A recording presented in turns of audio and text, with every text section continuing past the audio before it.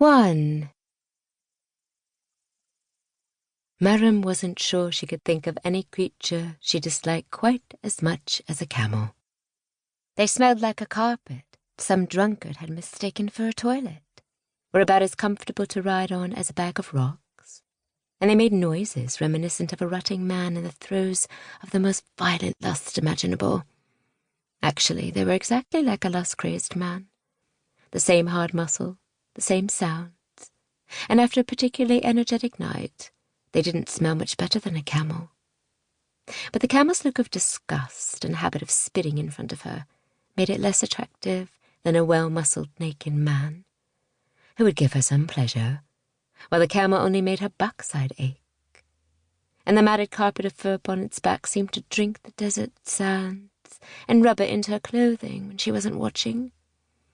Thank the heavens it was a short journey from the port to the city where her father's palace was waiting. And a bath. An unheard-of luxury in some of the places she'd visited this trip. Oh, they'd had tubs and water and knew how to wash, but a bathhouse where a lady might immerse her whole body or share that space with her lover. They'd looked at her like she was mad. Perhaps she was, Maram reflected. Normal princes stayed in their father's palaces until they reached an age to marry, when they meekly accepted the husband their fathers chose for them. They spent most of the rest of their lives on their backs, conceiving or giving birth to children to ensure the succession of their husband's line. A life spent in bed, their every need seen to by a host of servants. No need to travel or sit on a camel, or even lift an eyebrow to seduce their husbands, who came to their beds every night without fail. A small smile found its way onto Maram's face. Well, most nights they went to their wives. Some nights they fell under the spell of a foreign princess and spent a glorious night trying to please the princess instead.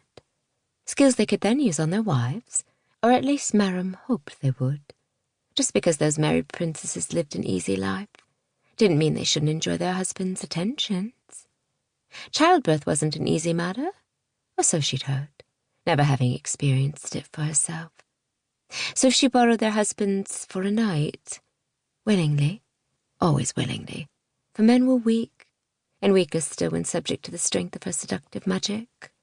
She returned them with improvements she hoped their wives appreciated. An enchantment of her own design that ensured they gave pleasure to any woman they bedded. She had not yet worked out how to eliminate the faint blue glow that enveloped their man parts while the spell was active, but perhaps it did not matter, for surely their wives had seen enough of them not to need to look too closely. Maram had certainly not heard any complaints from her lovers or their wives, and her father reaped the benefits in strategic trade agreements, alliances, and other political favors his ambassadors asked for, but she ensured. She lifted her hood so that she could see Enchant, the ambassador she'd accompanied on this trip. He rode at the front of the camel train, of course, proud of his successful mission. Maram didn't begrudge him his pride, even if his success was mostly due to her. Other ambassadors had made her job more difficult.